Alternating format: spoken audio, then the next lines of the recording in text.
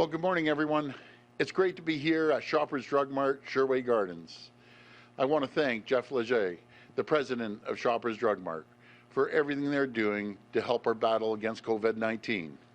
Pharmacies are absolutely vital in our provincial vaccination plan, as they put thousands of needles into people's arms across Ontario every single day, along with mass vaccination sites, mobile and hospital clinics, and Operation Remote Immunity. Pharmacies are helping us to quickly ramp up capacity to put this awful pandemic behind us. Thanks to the efforts of the people in the pharmacy and the army of frontline healthcare heroes and volunteers, we're getting needles in arms even faster than we could ever imagine. I want to thank General Rick Hillier for his leadership in getting us to this point. I also want to salute my all-star colleagues, Minister Elliott and Solicitor General Jones, along with MPP Christine Hogarth. You've all moved mountains to get us to where we are today. And we've made incredible progress in getting more COVID vaccines to our most vulnerable. As of yesterday, over 50% of all Ontario residents aged 80 and over have received their first shot. In fact, yesterday was a record day. We administered over 61,000 doses, bringing our total COVID-19 vaccines to over 1.4 million doses. That's more than any province in the entire country, and it's truly remarkable. Because of this progress, I can now say we're ready to take the next step in our vaccine rollout, and we're able to do so ahead of schedule. Starting this Monday, March the 22nd, we will accept appointments for residents 75 years of age and older. This is an incredible achievement. It shows what we can do when we unleash the full power of Team Ontario. So far, we've vaccinated more than 91,000 people through our drugstores. And in the coming weeks, we will have about 700 pharmacies offering vaccines all across the province. And folks, to put the 700 into perspective, that's less than 25% of our capacity on drugstores. That's hundreds more. As we bring more pharmacies on board, we're expanding who they and primary care clinics offer to vaccines. Effective Monday, pharmacies and primary care settings can begin booking appointments for individual aged 60 and over. As they do, they will honor all appointments currently booked. But we won't stop there, and we can't stop there. We want more pharmacies. We want mass immunization sites running at their full potential. We want as many people vaccinated as quickly as possible. Just think about what we could do with a steady supply of mass vaccines from the federal government. Today's announcement makes one thing clear. We have the infrastructure in place, and we're ready. All we need is certainty and a steady supply of vaccines. For those over 75 or friends and family supporting them, please start booking your appointments starting Monday. I'm going to repeat that, Monday, not today, but Monday. For everyone else, please be patient as we get more supply. Your turn is coming. Thank you, and God bless the people of Ontario. Now I'll hand it over to the General. Premier, thank you, and ladies and gentlemen, good morning, and thank you for listening here this morning. We are in a good place, as I had the opportunity to brief the Premier yesterday with the vaccination rollout in Ontario. As of tonight, we will cross into 1.5 million vaccines into the arms of the people of Ontario. As the Premier said, yesterday we had more than 61,000 vaccinations just in one day alone, and today we'll do even better than that. We have mass vaccination clinics that have been opening across the province this week and continuing into next week to give us several hundred who can get those vaccinations into the arms of the people of Ontario as quickly as we get the vaccines. We've utilized the pharmacies in the pilot project in Kingston and Toronto and Windsor, Essex to proof the system for using first AstraZeneca and then Moderna in the pharmacy chain. And again, as the Premier said, we have some 300 plus pharmacies in that pilot project right now, vaccinating people in the age of 60 to 64 with AstraZeneca. In the next several weeks, we want to more than double that to 700.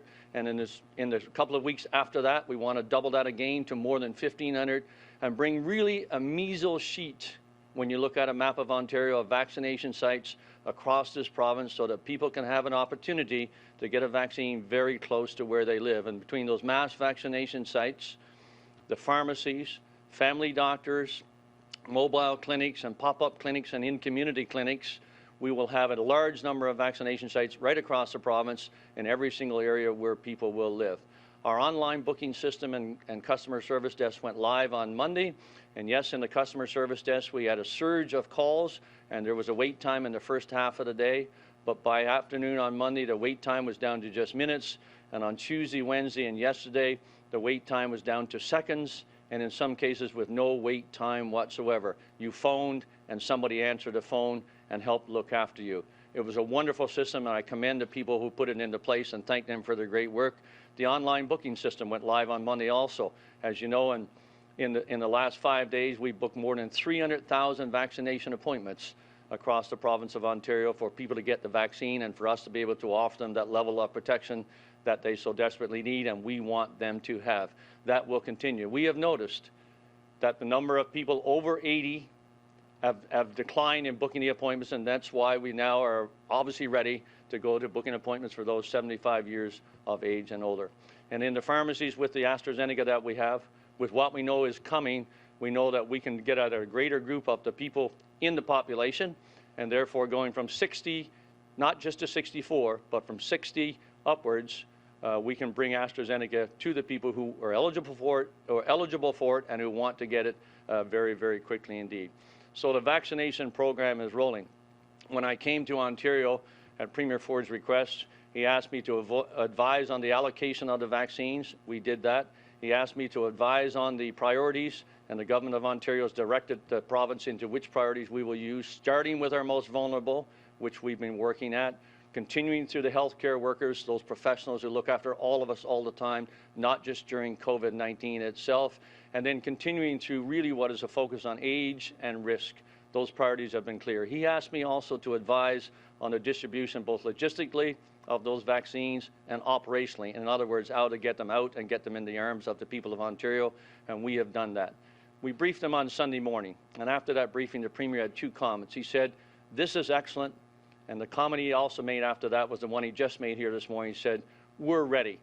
And I said, "Mr. Premier, my mandate is finished. It was till the 31st of March. I'm here until then. We'll continue to work at it, but really the system is set up, it's ready to go, and the hundreds and hundreds of people who work to put that system in place, and the thousands who support them and put needles into people's arms, they've done incredible work, and I just want to compliment them and thank them for the work and set that system up and got it rolling. We're ready. 61,000 vaccines yesterday. We'll do more today. One of the days next week, we'll be into 100,000 plus vaccines into the arms of the people of Ontario per day, and we'll continue to build that capacity based on the vaccines that we get coming into the country. And I'll stop right there. Thank you. Thank you, General. Folks, I'll tell you, we've been fortunate to have the General. What an absolute champion. But we're set, we're ready to go. And as he told me, he's always on standby, but he's done an incredible job. So the people of Ontario, thank you, General. We'll go to the phone line for questions. First question, please. Your first question comes from Brian Lilly with the Toronto Sun. Please go ahead. Hi, Brian. Good morning, Premier. I think I just spoke to my mother a little while ago, who will be happy to hear this news. Wanted to ask you, though, about the issue of lockdowns. And I know that you've got a cabinet meeting coming up later today. You've got a lot of different opinions coming your way. Our front page today is Dr. Karim Kurdi of York Region saying that lockdowns are not the answer anymore.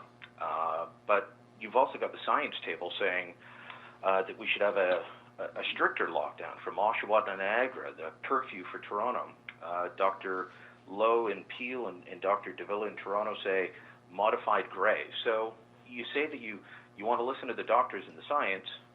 Which ones? Because you've got multiple competing views. Do you agree with your science table that we should have a stricter lockdown and a curfew in Toronto and shut down the schools for the next 3 weeks?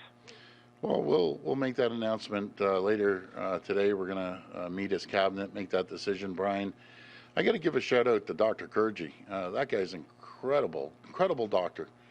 I had a good conversation with him a couple nights ago, and he's doing an incredible job. Talk about a true leader.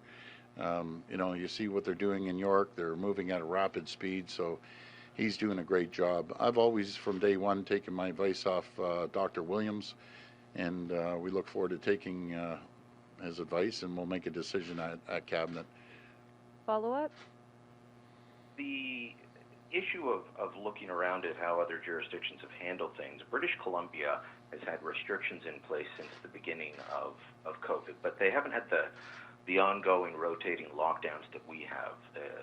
The restaurants have remained open with restrictions, same with retail, same with kids' sports, and yet they have lower cases per capita of COVID-19 than Ontario, and their death rate is just a little above half of what Ontario's is at on a per capita basis. Have you asked your team to look at what Dr. Bonnie Henry is doing and what might be working for the greater Vancouver area that isn't working in the greater Toronto area? Well, we're kind of comparing apples and oranges. Toronto's 3 million people with a surrounding area of GTA of another 3 million compared to a much smaller city of Vancouver. So we have a much denser population here. But Brian, I hear you loud and clear. There's no one out there that wants to open up businesses more than I do, and vast majority of the places are open, to the exception of restaurants and a few other areas. Believe me, it drives me absolutely crazy about closing businesses. But in saying all that, we have another variant. I'm taking the advice, which I always have, off the Chief Medical Officer, and I'm going to continue to take the advice off the Chief Medical Officer. But I'll pass this over to Minister Elliott there. Well, each province is doing things differently. We're doing things that Dr. Williams and the team believes and makes recommendations to us that are in the best interests of Ontarians. But what we're really doing is it's almost a race against time for us to be able to get as many needles into people's arms as possible to protect people and keep them safe as the variants of concern continue to grow in Ontario. Unfortunately, they're about 40% of all cases of COVID right now. It's more transmissible, results in more hospitalizations, more people in intensive care, and unfortunately more deaths. So we have to still be very cautious. This is still a very precarious time, but with the great rollout of the vaccines and the fact that the pharmacies are offering them and can offer them now to people over age 60, that's going to really help us in the fight against COVID, and then allow us in time to be able to open more things up. But right now we have to be very cautious. Next question. Your next question comes from Laura Stone with the Globe and Mail. Please go ahead. Hi, Laura.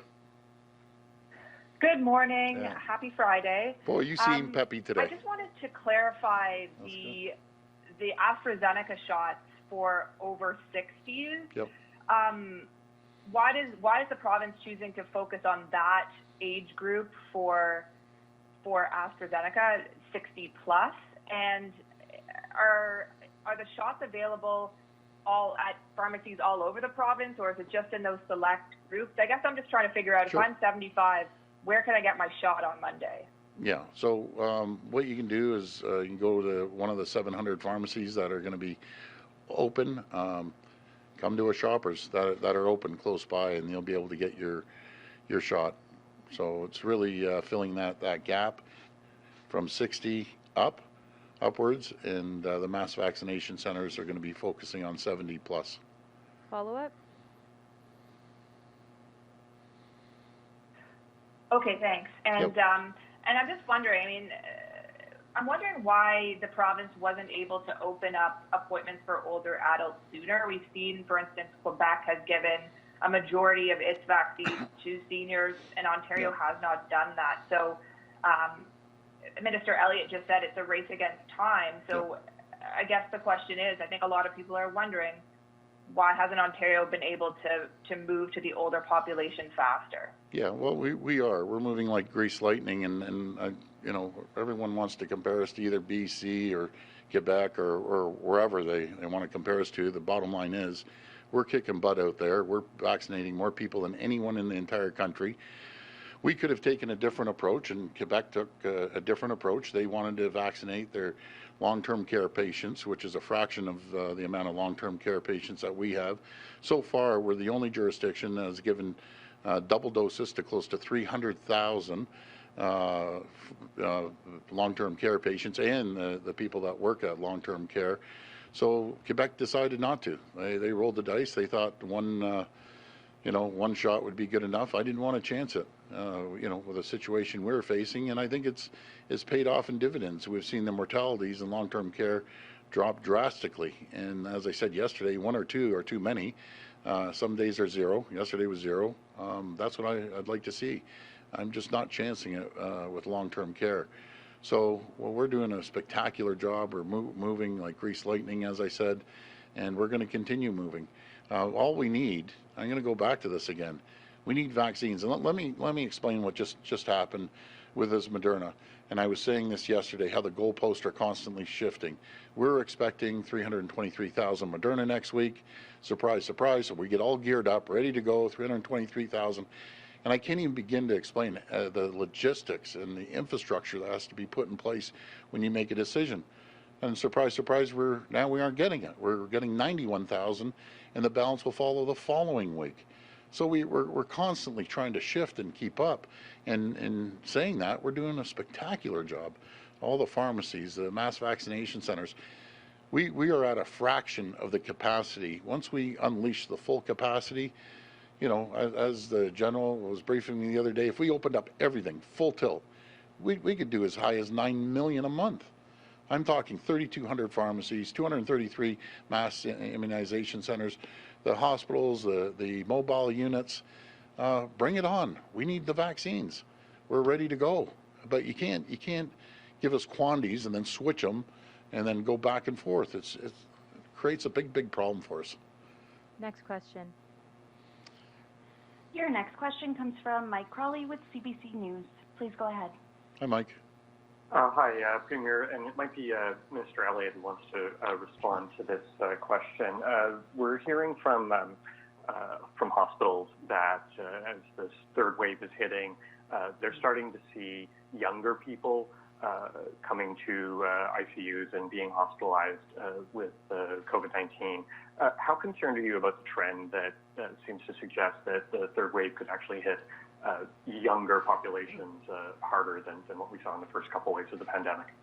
Well, we are seeing that the variants of concern are striking more younger people, and we're following that very closely. We're also watching the capacity in our hospitals as well, because we know that if the variants of concern increase exponentially, we're going to need to have medicine beds, we're going to need to have more intensive care beds, more ventilators, but we're ready for that. We are ready for an upswing. We are working to contain it so that that doesn't happen, but we're ready for that too. We're ready for any increases.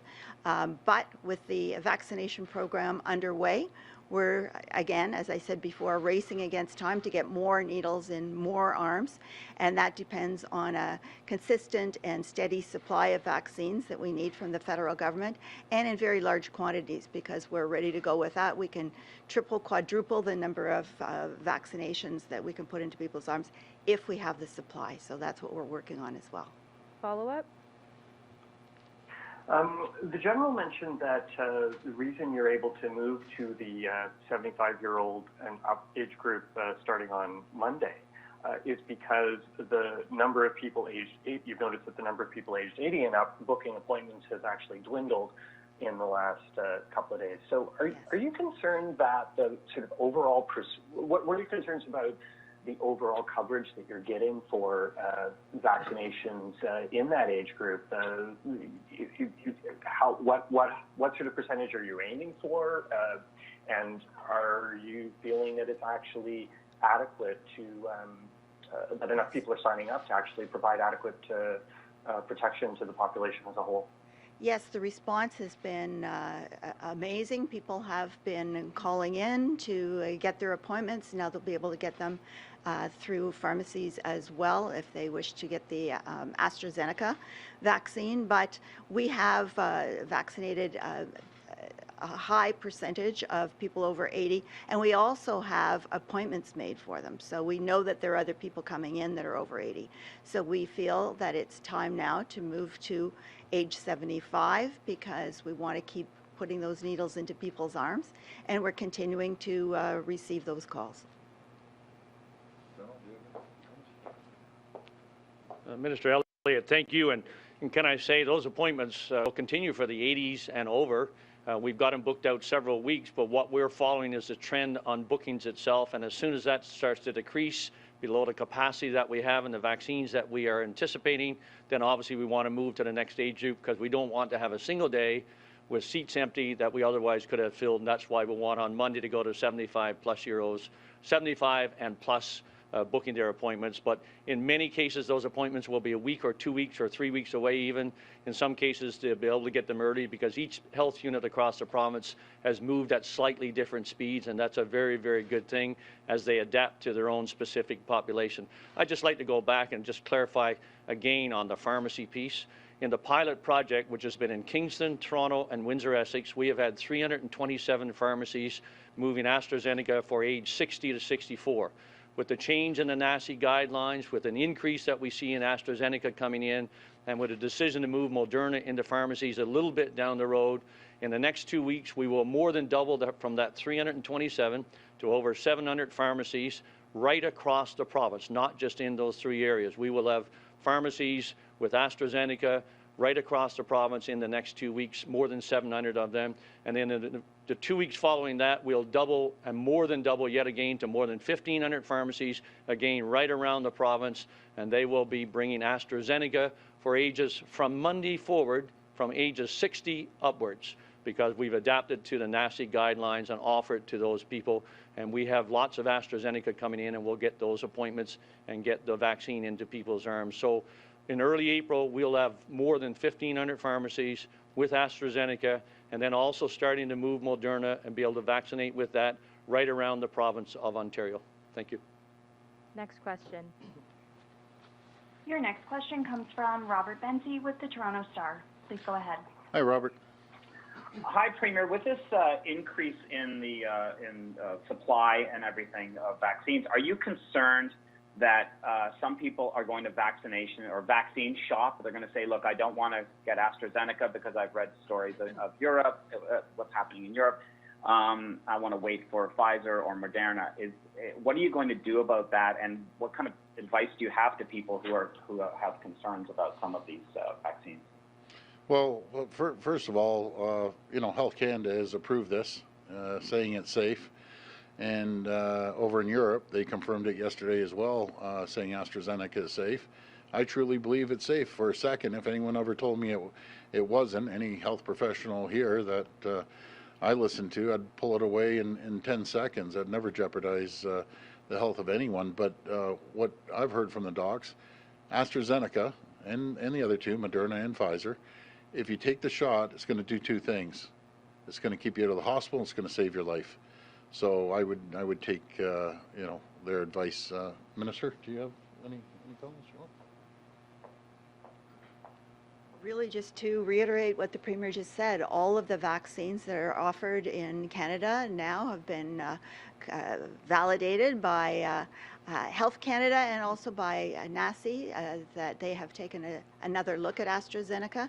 They have approved it as being safe and efficacious, and as has the European Medicine Agency. So they specifically looked at it on the issue of blood clots and have determined that there is no causal relationship between AstraZeneca and that situation. So it is safe for people to take, and as the Premier said, it's going to keep you out of the hospital and save your life.